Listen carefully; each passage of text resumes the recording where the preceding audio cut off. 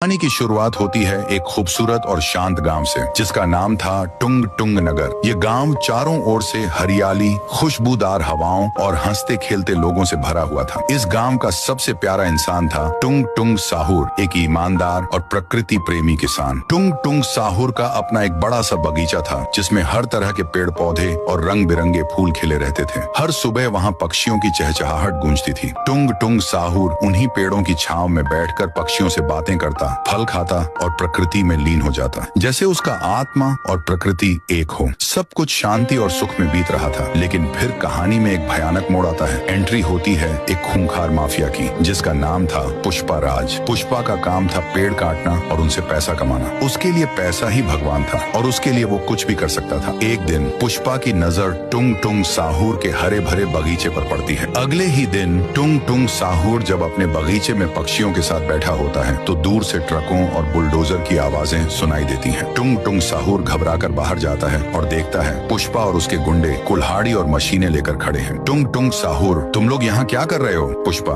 सरकार का ऑर्डर है, यहाँ स्कूल और हॉस्पिटल बनेगा, सारे पेड़ काट दो। टुंग टुंग साहुर दहाड़ते हुए, जिसने मेरे एक भी पेड़ को हाथ लगाया उसका हाथ काट दूंगा। लेकिन टुंग टुंग साहुर अकेला था। पुष्पा के आदमियों ने उसे जमीन पर गिरा दिया और कुल्हाड़ी से मार डाला। सारा बगीचा उजाड़ दिया गया, हर पेड़ काट डाला गया, हर फूल मसल दिया गया। रात के अंधेरे में टुंग टुंग साहुर की लाश उसी मिट्टी पर पड़ी थी। तभी एक तेज रोशनी चमकती है और उसकी आत्मा उसके सबसे प्रिय पेड़ में समा जाती है। उस पल से टुंग टुंग साहुर अब सिर्फ इंसान नहीं रहा, वो बन गया टुंग टुंग साहुर, प्रकृति का रक्षक। अगली सुबह गांव वाले हैरान रह जाते हैं। वो उजड़ा हुआ बगीचा फिर से हरा भरा हो चुका था। हर तरफ पेड़ पौधे, पक्षियों की आवाज, जैसे कुछ हुआ ही ना हो। पुष्पा के आदमियों ने जब यह देखा तो डर के मारे कांपने लगे। एक आदमी दौड़ता हुआ पुष्पा के पास आता है। आदमी, बॉस, जहाँ कल पेड़ काटे थे वहाँ फिर से पेड़ उग गए हैं। पुष्पा घबराकर, लगता है टुंग टुंग साहुर ने कोई जादू छोड़ दिया है, चलो फिर से काटने चलते हैं। रात के अंधेरे में पुष्पा और उसके गुंडे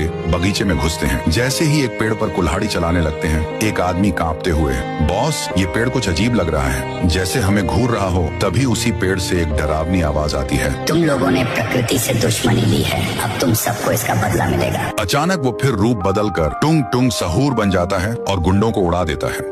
पुष्पा डर के मारे अंदर दौड़ता है। वहाँ उसे अपने दो आदमियों की लाश मिलती है। पुष्पा कांपते हुए, ये क्या हो रहा है? तभी पेड़ से एक चमकती रोशनी निकलती है और सामने आता है टुंग टुंग साहुर का आत्मा रूप। पुष्पा, टुंग टुंग साहुर, मुझे माफ कर दे, मुझे कुछ समझ नहीं आया। टुंग टुंग साहुर, तू सिर्फ पैसे देखता रहा, मैंने प्रकृति देखी थी, अब तू भी उसी में समा जाएगा। साहुर ने पुष्पा को श्राप दिया और वो बदल गया एक ऐसे सूखे पेड़ में जो कभी हरा नहीं होगा।